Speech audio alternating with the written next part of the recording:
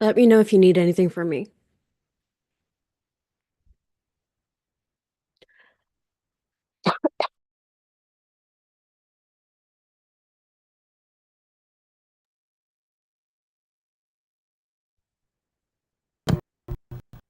Warning, incoming game over. Warning, incoming game over.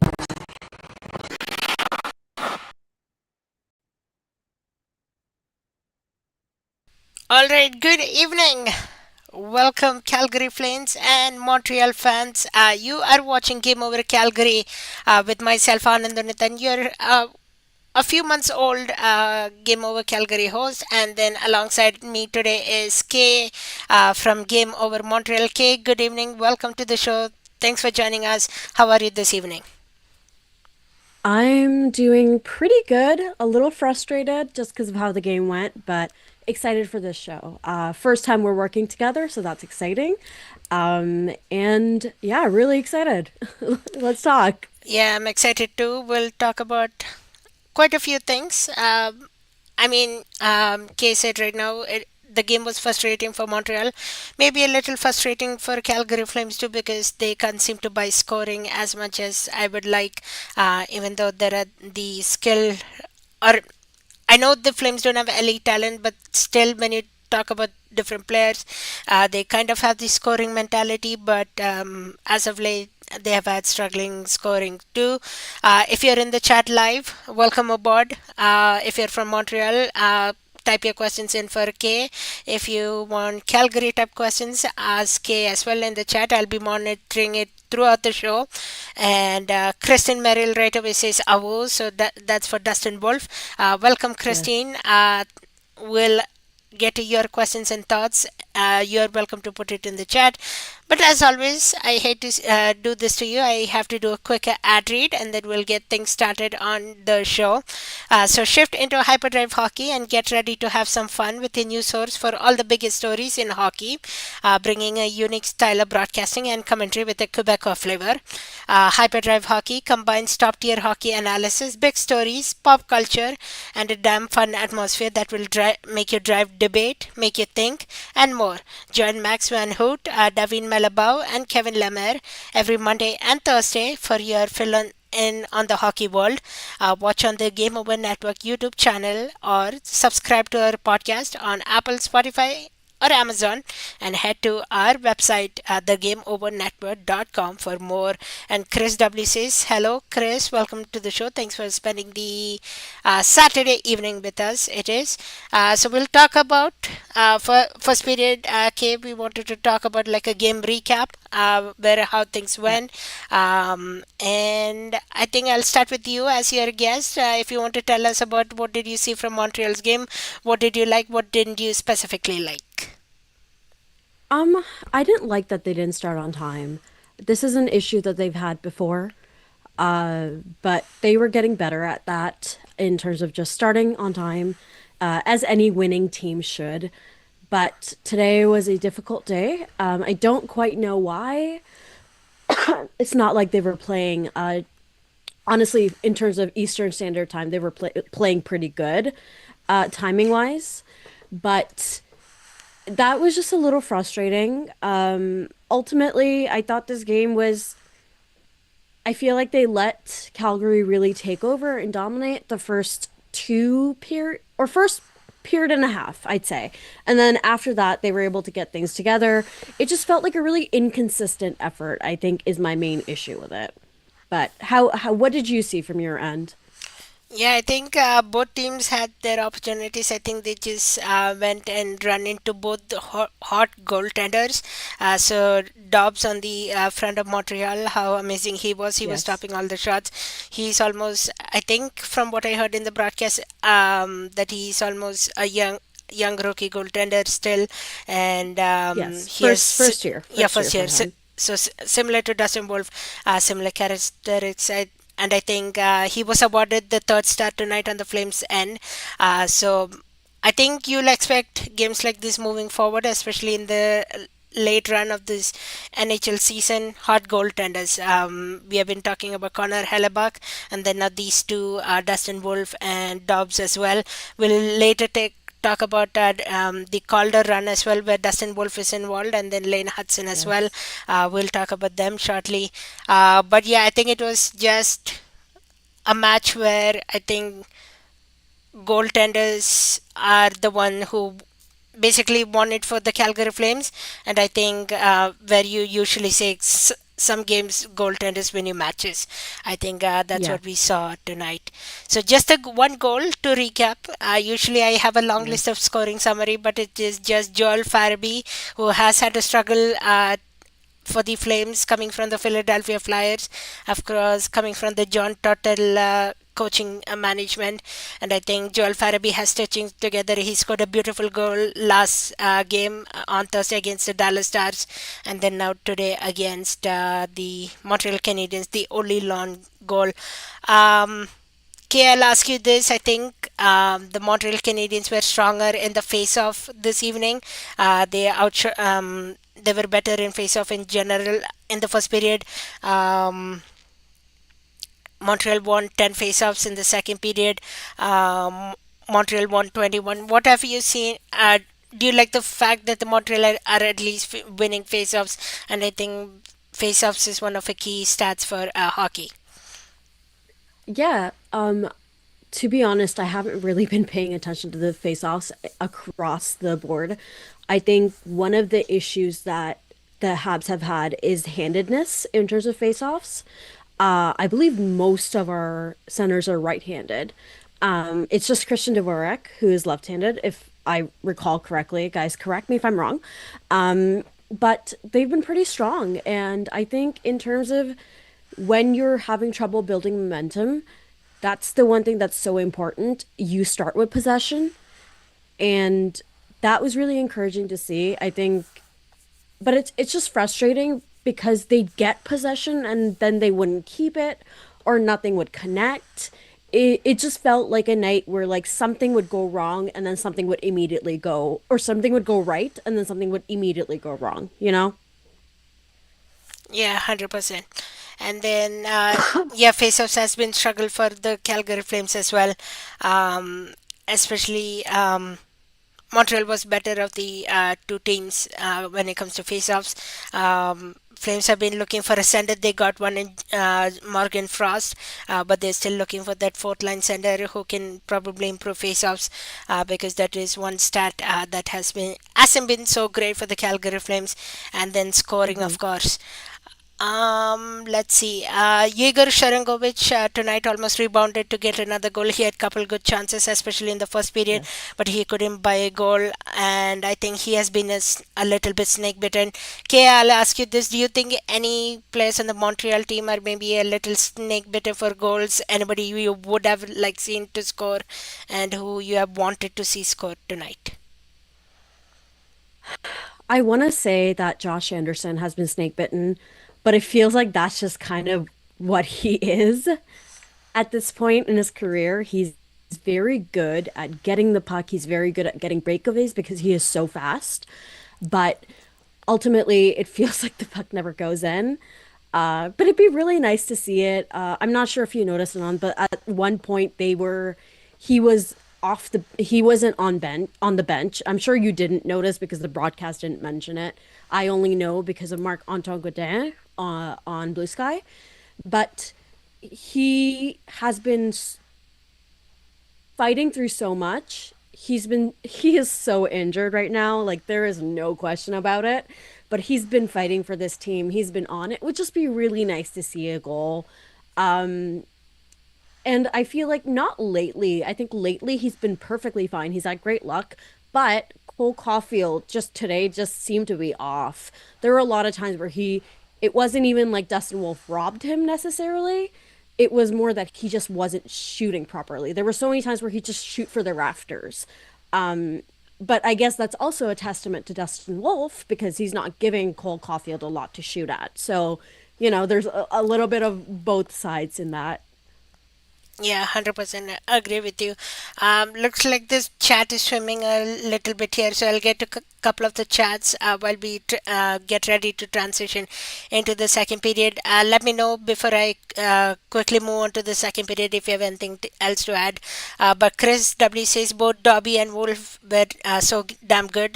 100% we said Hmm. goaltender battle, of course. Uh, Trinka says this was a game for the goalie girlies.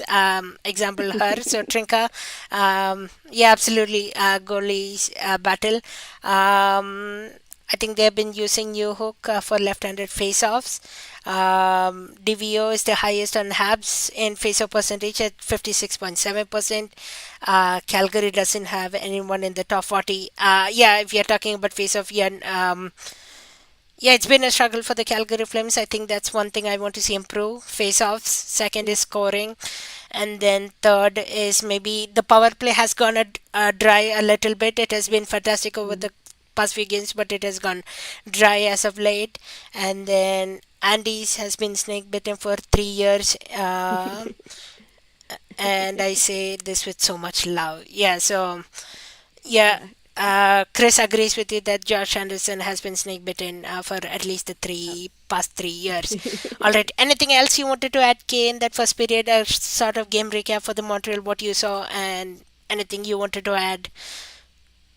Not really, but for me, I guess I was really interested in seeing. I feel like Calgary, and correct me if I'm wrong, but it felt like Calgary didn't really I constantly felt like the lines were changing a little bit. Am I incorrect in noticing that? Like what I'm sure we'll talk a little bit more about the trade deadline. I know we're going to talk about it later. So, but I know there's some new players still kind of merging into Calgary. Like have the lines been consistent? What's been happening with those? Yeah, good thing that you noticed. I noticed that too. The right now, almost every game you see the lines put through a blender, which I do not prefer. Especially now heading into the late season, you would want to see consistency with all the lines, but that's not what you're getting. Of course, first scoring is already a concern. So Ryan Husker tries to put something together through. So how they went today, I'll give you a quick example. I don't want to rattle too long on this because it can get boring because we already see it in the social media. But it's Huberdo, Kadri, Coronato that started off the first line. It later ended up Hmm. becoming Huberdo, Kadri, and Zari because Zari has been performing recently well. He's also maybe a little snake bitten. He's coming off a at least couple weeks injury. He got Yeah. knee on knee against the Anaheim Ducks, and then he's slowly returning back. So he has been originally placed on the fourth line starting today's game. That's Lomberg, Rooney, and Connor Zary. I'm not particularly fan of putting Zari on the fourth line because he's in power offensive forward. He Hmm. doesn't match the fourth line. He's still in his rookie year. He has the power scoring, so I want to see him in the top line. And I think what the coaching staff, especially Ryan Husker, has been doing is putting him later on the top six later in the game. Hmm. I wish if they Hmm. started that, the lines would have been consistent. And then you saw Coronato put back to the fourth line because Coronato has been quiet as of late as well. The Farabee, Backline, Coleman is the only consistent line I've seen for the past 3 or 4 games that have stuck Yeah. together because that especially now you see Farabee has been growing well, playing well after the Philadelphia Flyers trade. And then Hmm. Frost, Sharangovich, and Pospisil, not a fan of that line as well. Like I said, Sharangovich had couple good chances and looks today, but that dried up. So yeah, you are Yeah. correct on what you saw. The line changes keep happening. It goes through a blender each game. I wish there was some more consistency to start with. I don't know when we'll start to see that, but Hmm. especially with the scoring struggles, I think we'll see a continuous change. I wish I had Hmm. an answer when it would be consistent, but I don't think so. Okay, I'm sorry. Yeah. No, I was just curious. That's a really interesting, I think, question just to, think about. I think about it a lot. And when you're having trouble scoring, there is use to switching up and blending the lines, but also at a certain point, you're killing chemistry. So, like you said, it's a balance, and the coach's job is to figure out what that balance is, you know? Yeah, and it comes to what I think Ryan Huska feels that day. I know he has a plan going into the game, but Hmm. sometimes his plan breaks down too because one player maybe takes in costly penalty. Like for example, Hmm. Martin. I'm gonna use no hate to Martin Pospisil, but Martin Pospisil, as an example, he sometimes takes offensive zone penalties which kill the momentum. So Yeah. then Ryan Husker goes to shorten the bench. You don't see one line, so he has to then juggle who can come in and all that. So it will be an interesting scenario for the Flames. I hope maybe at least the last. So how many games are we at now? 63, I believe, for the Flames. Hmm. This one. So maybe within the next 10 games, if they can find something consistent, I think they would need it, especially if a playoff conversation is in for the Flames. I think that's something Hmm. important to note. I agree with you. Good question. Okay, really appreciate that, and it's really interesting to see how many more moves are happening before the trade deadline. Upside is the players get more time to learn the system and develop chemistry. Yeah, we'll talk about the trade deadline, so I'll hold that thought there, Trinka. But I appreciate you bringing up that point as well. Let's move on to the second period. Once again, I hate to put an ad read on top of you, but it is my job. Looking for ways to start media company, employing over 30 young journalists. Like me, I'm in the broadcast news program. Kay, I don't know your background, but uh, and analysts across Canada. If you have a few spare Hmm. bucks kicking around, you can head to our Patreon page at the patreon.com/slash thegameovernetwork.com. We had a fun Four Nations show a couple weeks ago, and you can get exclusive look behind the scenes, Discord benefits, merch discounts, and opportunities to give us feedback. And you can join us for live shows where you can interact with hosts as we launch more ways to improve your experience, and that's patreon.com/slash the game over network for some tantalizing goodies. So with that, let's head into our second period, highlights, a story of the game or the week. And I think we wanted to talk about a little about color conversations. So we'll start with Hmm. that. Kay, if you want to talk about Lane Hudson, and I think how he has been for the Montreal Canadiens and why he should deserve a Calder run conversation. And then I'll do my rebuttal. I'll talk about Yeah. Dustin Wolf. Yeah. Yeah. Well, first of all, I do want to say that I personally, for me, Dustin Wolf is in my top three. Um, I think that like Michkov has fallen a little bit in that race, which he's still a wonderful player, don't get me wrong. But just to kind of go back to Lane Hutson, I think he's been such a boon to this team. He's been so important. So much offense goes through him. And you have him playing so many tough minutes. I feel like there was a little period of time where essentially people were just assuming that Celebrini was going to be the Calder winner. I feel like at some point people just went, well, that's just, it belongs to him. It's going to be really hard to beat him. But, and I understand that, but I think Lane Hudson's really forced the conversation. He's really forced their hand. I think, first of all, and I know Dustin Wolf has kind of done something similar, but I think the fact that this team, mediocre as it is, has been able to make it so close to the playoffs is just a testament to their number one defenseman. I know people say Mike Matheson is the number one, but I would put Lane Hudson at number one. Um, I just think he's so exciting and he's overcome so much in terms of what's just kind of not standard about him as a hockey player. I mean, his size, I know we're all tired of talking about his size, but it's his size and his longevity. He's managed to, he's an NCAA player who's managed to kind of hold on. Um, I just think it's been really exciting to see his name kind of climb up that list. I think he's always been at the top, like near the top, but for some reason people were just assuming that it would be Celerini, and I feel like now there's a conversation, and not to sound like all participation trophy about it, but I'm just happy that he's people are acknowledging him. That's all I want is for people to acknowledge him. Yeah, 100%. And I think that goes from Dustin Wolf too. I think what you said right now, it kind of almost that mirror, there is a mirror image that translates into Dustin Wolf too. If people are talking about Dustin Wolf's size, that's where the conversation started at the beginning of the season before Dustin Wolf became a goalie 23 years old. He's shorter than average goaltenders, I think like 5'1" or something. Can he weather the storm? He's weathering it right now. Shut out the Montreal Canadiens today. Sorry, K. As well, a couple other games ago as well. Um, yeah, but the reality I think it comes to is, does goaltenders usually get the Calder Cup? Yeah. Do they get the conversation? And I think it's more of defensemen or forwards that. So Matvey Mishkov, I think Philadelphia Flyers, Macklin Celebrini, Lane Hutson is there right in the thick of races. But I think Dustin Wolf, I think if you include him, I think people are including him from what I've heard. I think that's a good stride. Especially, I don't know if he'll end up winning it. I won't hate anybody who wins it because I know what the award is. I know it usually doesn't get awarded to a goaltender, but the Mhm. way Dustin Wolf has proved people wrong, the size, he's been amazing.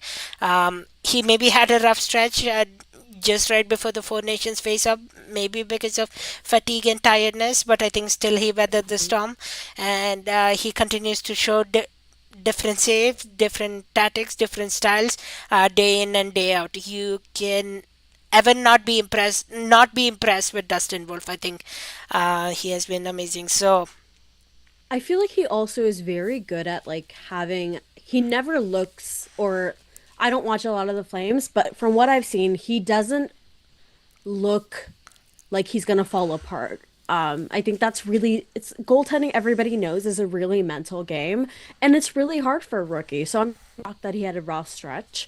Um, I'd say right before the Four Nations break, even Lane Hutson was struggling a little by his own standards. Um, but like you said, I think it's really hard for goalies to win the Calder. I feel like not to simplify things, but it really sometimes people just look at like the points, time on ice, everything like that, and that's just a little harder for goalies to win out in. But like I said, to me, he is top three. I'd put him at three on my list. yeah, 100%. Yeah, it's gonna get interesting once the season goes along. We still have like 10 to 15 more games left in the regular season. We'll see where this ends up, but it's an interesting conversation for sure. If you can have one rookie that's outstanding for your team, um, way better with it, because it's how the NHL game has really translated into, you need a rookie, you need a young player, and that's what the Flames are chasing for right now as well. Mhm. You, the Yeah. so-called retool. So before we move on to the next period or next thought, there is a question from Chris for you, Kay. Let me get it here. Question for Kay: thoughts on Carrier's game recently? Personally, I feel like I've noticed him a lot, cleaning up rebounds and keeping things alive. So I'll get you to chime in on that if you are able to. Yeah, I mean, I think Carey has kind of been steady Eddie back there. I think he definitely had a little bit of trouble adjusting after Gooley was out with his injury. Um, and I get it. I was also having trouble adjusting to Gooley being out with his injury. But no, I he's on ice with them. He's a pairing. So I definitely saw it's hard to analyze his game, I think, because of the fact that he was so amazing when he first came in, and he just that correlated with Caden Gooley being his partner. And then he started struggling a little, but maybe that's just time. Maybe that's just kind of what happens up and down of a player. But if nothing else, I think we're seeing him come back. I think especially today's game, he was great. But ultimately, I'm just really glad to have him. I think as far as our right side goes, he's really important to it. David Savard, bless his soul, really is on his last legs. So Carey is so important to our right side. Also, just a quick shout out. Sorry to kind of take over and on, but just a quick shout out. Caden Gooley skating again for those who aren't on social media. Caden Gooley was seen skating in Brassard on the day of the trade deadline, and he looks good. Looks like he's feeling good, and it'd be really nice to have him back. But even if it doesn't, I'm just glad that that lacerated quad doesn't seem to, fingers crossed, have done any, you know, extreme damage. So yeah, those are my two shout outs. Yeah, 100%, no worries at all. Um, yeah, I think talking about injury wise, I think one player that the Calgary Flames really missed was Kevin Ball. He got hit, I think, cross check behind into the boards against the game against Minnesota Wild, which was called 5 minutes on the ice. Then they reviewed it and they made it only 2 minutes. He missed a significant Oh my God. um, missed a significant number of weeks. Both of them, Connor Zary and Kevin Ball, now they're back, and I think you can see that the team missed them, especially Kevin Ball making defensive plays. He's like the defenseman you get on a team.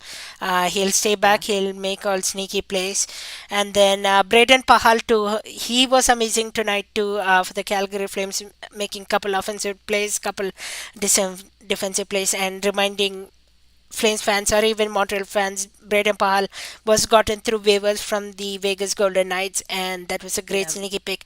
So I'm gonna transition a question to you, Kay. Sorry to put you on the No. spot, but have you been impressed with any player maybe who was waiver claimed or you got surprised that got added to the Montreal Canadiens team and you're really surprised with how they have played so far? Not a waiver guy, but I think everybody, you talk to a Montreal Canadian fan, everybody will tell you Emil Heineman, which scary moment today, him taking a puck to the ear, it seems like, but Oh I'm yeah. glad it seemed like everything was okay. Emil Heineman of getting hit by a car fame. I think he's been so important to our team. I don't think it's funny enough because at the start of the season, or in I guess rookie camp slash preseason, it was him and Oliver Kapanen, another one of our prospects, fighting for a spot essentially, and neither of them really like impressed all that much, or like both of them were impressive on the scale of rookies, but neither were like standouts. It didn't seem like there was one or obvious choice for one or the other. But Oliver Kapanen is playing in the SHL right now, and it made sense for him. And Emil Heineman stayed back. I think all Habs fans thought that it was a tryout essentially, and that he would be sent back down to the AHL. But he's stuck around. He's been so important to this team. I think him, Yoel Armia, and Jake Evans, amazing fourth line. I think that's been one of the strengths of this Canadians team.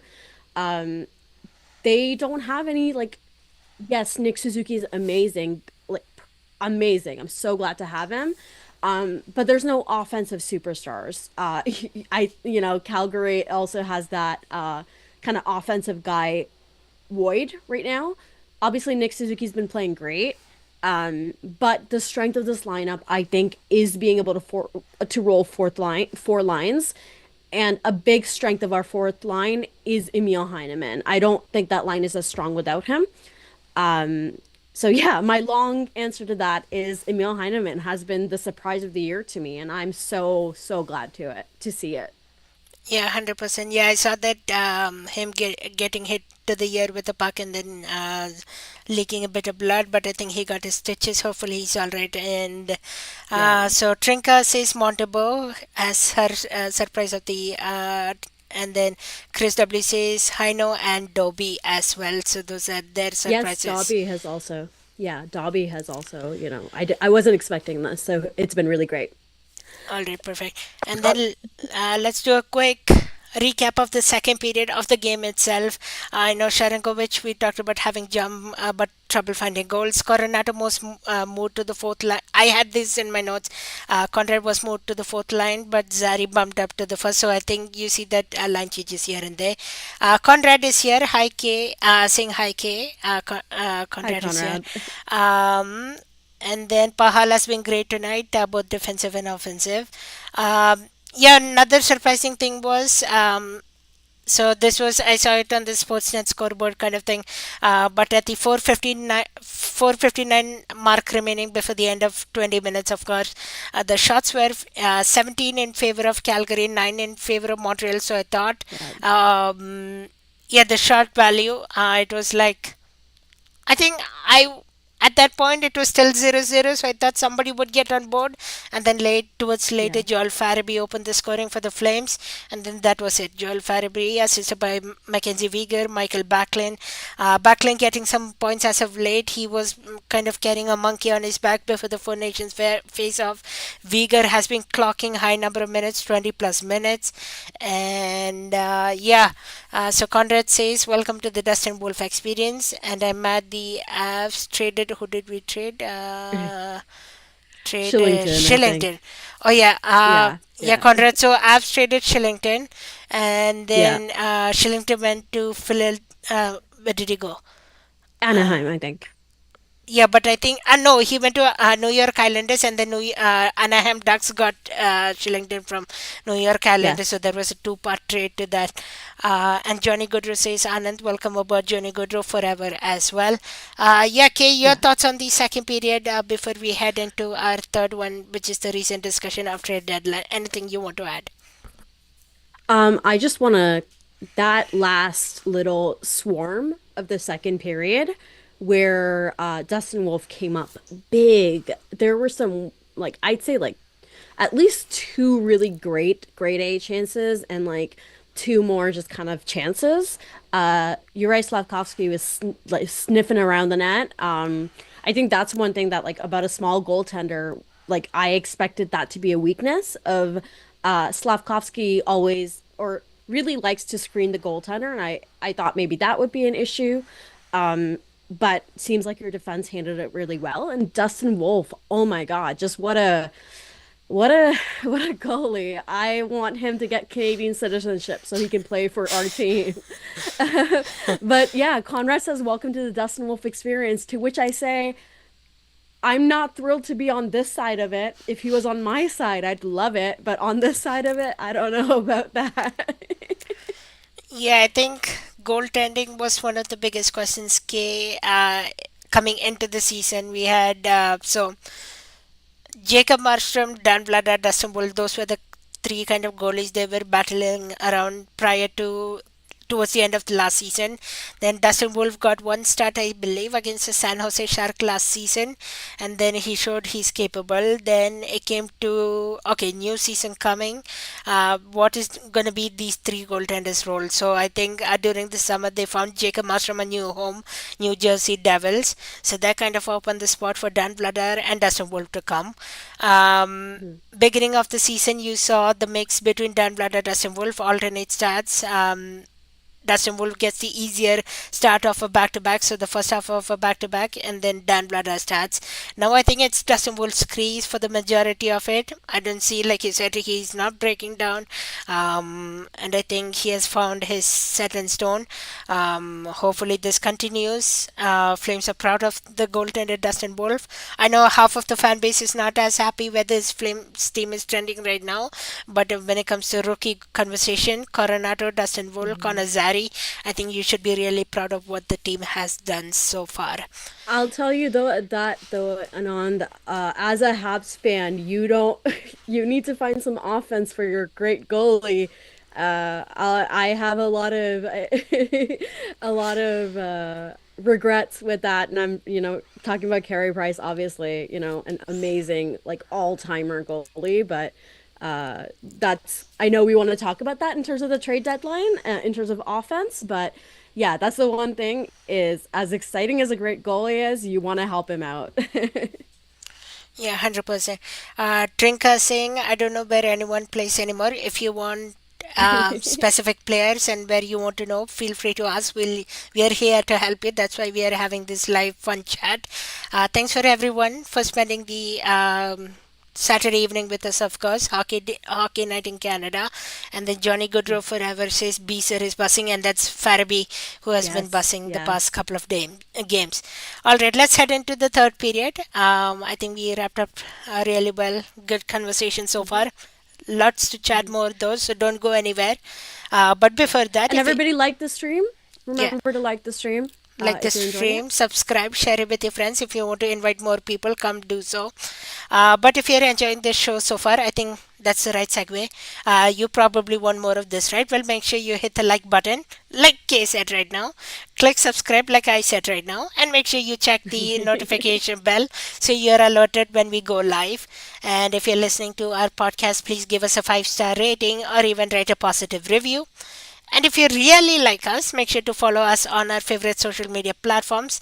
You can find us at Blue Sky, at thegameovernetwork.com, on TikTok, Twitter, and Instagram, Threads, LinkedIn, wherever you are on social media. I am on at CGY underscore Anand. You can follow me. I'm available on these platforms. Kay, what's your social media platform so people can find you? So on Twitter, I'm K underscore IMW. And on Blue Sky, I'm line composition. I know something that our lovely folks over at Blue Sky have created a list of all of our hosts. So be sure to check that out. And I'm sure it will all be in the description. I'm not gonna try to spell line composition because last time I did that, I had a moment, so I'm not gonna do that again. LINECOMPISITION. Okay, there you go. Yes, yes, Line thank you. composition. And you can also find us at thegameovernetwork.com where you can sign up for our upcoming newsletter. All right, this third period, I think we already see some chats around it already, but it's the trade deadline, the NHL trade deadline. Yes. No moves for the Calgary Flames, no moves for the Montreal Canadiens. But I know that I can add something to it. But I'll start with you, Kay, first. Were you kind of surprised that the Montreal Canadiens didn't do anything in the trade deadline? Was that expected? What was the rumors like? Did you want to see anybody get moved? Did you want to see anybody traded? Or did you want anybody to be added? So I'm going to throw a bunch of topics at you. You can take it however you want. Uh, of course. So I think the kind of sign for what was going to happen on this deadline happened as soon as Jake Evans was re-signed to that contract or an extension.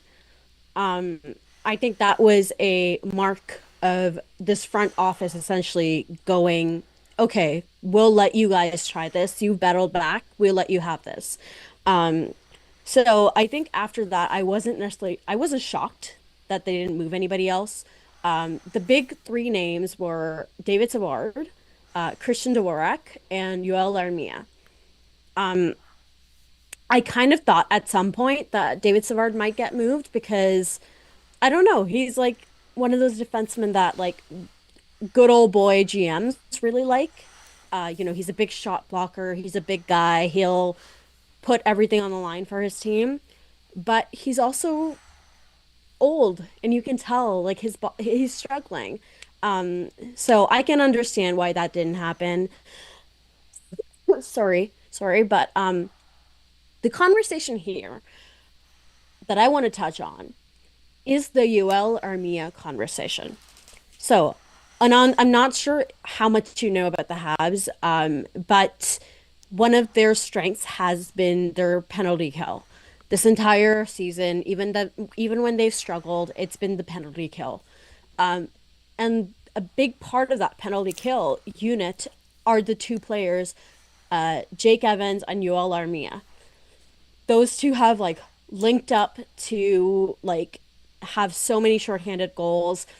They've they've had like great things that they've done together. So frankly, it makes sense to me that Kent Hughes kept that pair together. There were rumors that apparently Kent Hughes was getting offered a second round pick for UL Armia. Now, I know there were some people who were really upset about him not taking that, but I think everybody needs to take a step back for a second and really think about context. Now, the big context here being A, that penalty kill unit. B, again, I'm not sure if you heard, but Nick Suzuki and Kent Hughes had a conversation after Four Nations, where essentially Nick Suzuki was like, I am tired of people getting traded away. I don't want to lose guys. And Kent Hughes, so they had that awful stretch right before the Four Nations where they lost like what, five? and completely put themselves out of the picture for playoff wild card. But Kent Hughes was like, "You need to show me. You need to you need to show me that this isn't a team that I need to sell on." And Nick Suzuki went and scored God knows how many points in like all the games he's been back in since the Four Nations. So at a certain point, Anand, it's that like yes, he could get a second round pick for UL Armia, who is a unrestricted free agent, um, who does apparently really want to stay in Montreal beyond this year. He's gonna have to take a discount, but that's a different thing.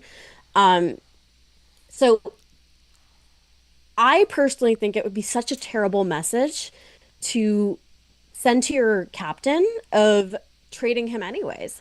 I'm just not sure that this draft is deep enough to put all on the line for a second round pick. That's maybe my feelings because I love UL Armia. I'm not sure, I might be biased, but from an outsider's perspective of those facts I've told you, what are your thoughts on that, Nan? Yeah, so yeah, I don't follow as closely on the Montreal Canadiens. Of course. But I know I've heard a few things here and there. Um, like because one of my instructors had said is a Montreal Canadiens fan, so I uh, partially follow the team. I try to follow all the teams in the NHL, and I think there Yeah, is a similarity what you're talking right now with the Calgary Flames. If I may relate to what you're saying right now, of course, of course. the group is close as like you said the conversation that Ken Hughes and all had. I think the conversation is pretty same in the Flames dressing room. It's almost identically the same. You, the players want the same group as it is. They want the chemistry going. They don't want to change anything up. They believe that's a group that they can go into playoffs and achieve something miracle. So I think that's why Craig Conroy didn't make any moves during the trade deadline, but they did make one important move though, and that was acquiring Morgan Frost and Joel Farabee during the middle of the week, right when Kuzmenko and Pelche got traded. I think that was one of the biggest move that Craig Conroy saw, and then he already traded away most of his veterans already. So Noah Hannafin, Chris Tanev, all those players you talk about, they're gone already. Jacob Marstrom, we Hmm. talked about already, they're all gone. And I think Craig Conroy did more of the heavy lifting, the more of um, making rumors, the more of newsy word type of things last Yeah, season. That's why he slowed down, and I think that was the right move. I know still Flames fans are not happy. They could have maybe given up a couple players like Daniel Miramanov. They've been talking about how they're looking for a new home for him for the past month or so.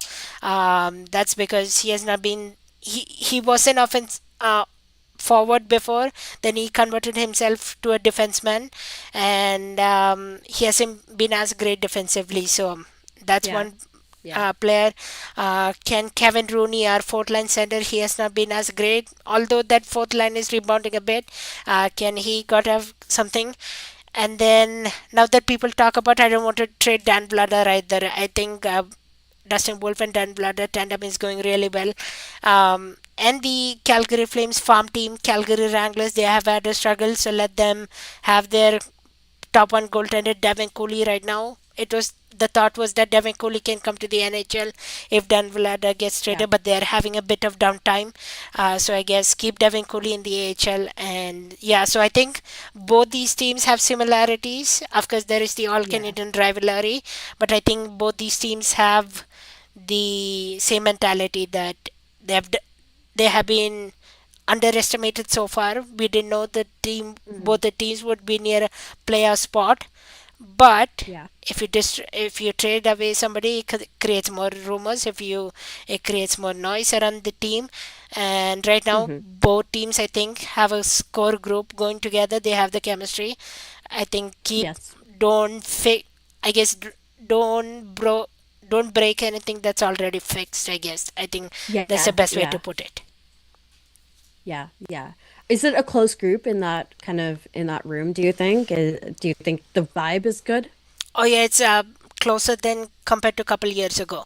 Like Mhm. last year, you wanted to see Nikita Zadorov. He wanted to go out of the team. Chris Tanev, Noah Hannafin, they all wanted to win as a they wanted to go to winning teams. Now here Mhm. you have certain players who are roommates with each other. They go to public events. They're all smiling. They're all wonderful. They're easy to talk to. There are fun things to learn about them, fun things to know about them, and even I don't know, Kay, if you follow, there is this behind the scene show that the Flames started, the Chase. If you look at that show, especially when they go on road trips, they film the locker room. You can see how pumped up they are. Like I don't think that was a case Yeah. few years ago. They didn't show what the locker room looked like few years ago. It's this season that's we are getting that all those great content. Especially there was that one night when the fourth line when Ryan Huska announced that the fourth line was starting that night, the energy from Ryan Lomberg, the energy from Kevin Rooney, you should have seen it. They were all pumped up, so excited. I So love yeah, that. it's I love that. so it's a close group, I think, and I think it will only The get Habs are closer very similar if you there. can. It's Yeah. only it will only get closer the more you keep them together, but understanding Yeah. as well. Craig Conroy has a future plan. He wants to work on a plan. Considering that, I think so far, I think the chemistry is there. Hmm. Hmm. I agree. I agree. All right. Anything else you want to add? Talk about any final questions? Otherwise, we'll head into our fourth period overtime session where Hmm. we include our fans as well to talk to. Yeah. Just really quickly, something I want to Yeah. touch on is, I know earlier Trinka talked about this, so I just kind of want to touch on it a little bit, about the idea of the early season trades. So I think for the Habs, that was Alexander Carrier, who has been so big to this team, so important. And you guys have your own, like Frost and Farabee. Uh, do you like? Do you think that when that front office made the trade for Farabee and Frost, they what do you think their mindset was? Like that's the way I can ask it, I think, is like, do you think that they thought that would be the last thing, not the last thing they need, but do you think that they thought that would be the big difference? Was that something you guys were lacking? Like why do you think that move was made mid-season? Yeah, so first of all, there was no hinting or rumor at all when the trade was Hmm. happening. Because Kuzmenko was heating up again against the Minnesota Wild. I think I talked about he had like a couple goals in that game. He scored two game-winning goals twice in a row. Kuzmenko has been kind of inconsistent here and there, and Yeah. I. So the thought was Jacob Pelche already went through waivers one at one point of the season. He went down to the Calgary Wranglers, thankfully. Otherwise, he could have gone free. Some team could have claimed him. Andrei Yeah. Kuzmenko, they were also at the point of maybe putting him on waivers, getting him for free. But then all of a sudden, on that day, I still remember this because I'm gonna remember this for the rest of my life. I was doing my practicum at Sportsnet 960, of course, the Calgary Flames radio station here. I was doing my practicum for Sportsnet 960. Okay, this is story time for everybody who is listening. Yes, absolutely. But yeah, I was working at Sportsnet 960. Um, I was working the Flames game, so so I was at the downtown studio. They have a downtown studio. They also have a studio Mhm. at the Saddle Dome. So the Mhm. producers work from the Saddle Dome. So I was kind of a producer that day. We noticed that Kuzmenko came in. He was dressed all suited up, ready to play for the Calgary Flames. All of a sudden, Mhm. apparently Pat Steinberg, the main host of Flames Talk post game show, he got a text saying, "Hey, Kuzmenko is not on the ice for warm up." So somebody said, "Oh no, he is not there for the warm up. What happened? He took morning warm ups. He was going to be slotted, I think, on the third line or Yeah. something. I don't exactly remember right now, but he's not there on the ice." So people started to digging around. No official information yet. Then in the first Yeah. period, Jacob Pelche, the Flames tweeted, "Jacob Pelche will not return to the game tonight." We didn't see any Ooh. signs of injury. We didn't see signs of anything. Okay, then we started to. So Philadelphia also was playing that night when the Flames were playing. I don't know who the Flames were playing though. Um, I think the Anaheim Ducks. I think. Uh, the, Hmm. yeah, those two teams were playing. Then it came all of a sudden. I think Frank Sarabali got on it at the moment. So Andrei Kuzmenko, Jacob Pelche, a 2026 second round pick and a 2028 seventh round pick, something like that, is going to Philadelphia Flyers. And then Flames will get Morgan Frost and Joel Farabee. During that Yeah. time, the Flames, of course, wanted a centerman who can win faceoffs, and Yeah. Morgan Frost was that answer. The faceoffs have considerably improved, especially when Morgan Frost is on the ice. Unfortunately, tonight it wasn't as great. And then Hmm. second, Farabee, we wanted some offensive scoring. We are starting to get that from him here in the past couple games. So at that Hmm. point, I think yeah, it was the right decision. Craig Conrad had in mind somebody between 23 and 26-year-old target. I think that he hit Okay. the nail. If he had waited now, like during the trade deadline, if he made that move, I think the price would have been considerably A doubled lot higher. and Hmm. so difficult to get them. So I think the best move, I think Yeah. I give Craig Conroy salute for that. We'll see how it goes. There is still time for this end of the season, and I think Frost and Farabee will get a contract extension as well. So they'll see. But Kuzmenko, as you saw, he hasn't stayed in Philly yet. He's now traded to LA Kings as well. So we'll see how he Yeah. does as well. Interesting. That's fun. That's a lot of fun. A mid-game trade is always so it's so Yeah. chaotic. All right, perfect. All right, let's head into the final overtime and chat section. That's one of my favorite. So let's hit it right away. So where do we start? Let's do. I spent the last half an hour, arguing with non-Habs fans that Lane Hutson is overrated and can't defend and shouldn't win the Calder. I'm exhausted. So, of course, Lane Yeah. Hutson in there for the conversation. From the okay, I agree with Kay. I think moving anyone for picks would have really demoralized the room, and more importantly, would have broken some of the trust between the players and management. Considering their 5 wins, yeah, agree. It's the same for Calgary Flames as well, keeping the team together and bonded. Streak Hmm. and Ken Hughes promised to the group at the beginning of the season. They're Yeah. just jealous, Bernardo. They don't have a new shiny new toy, and then they sure are, says Bernardo. I Yeah. think that's about it. I think I covered all other questions, all other thoughts. Um, Hmm.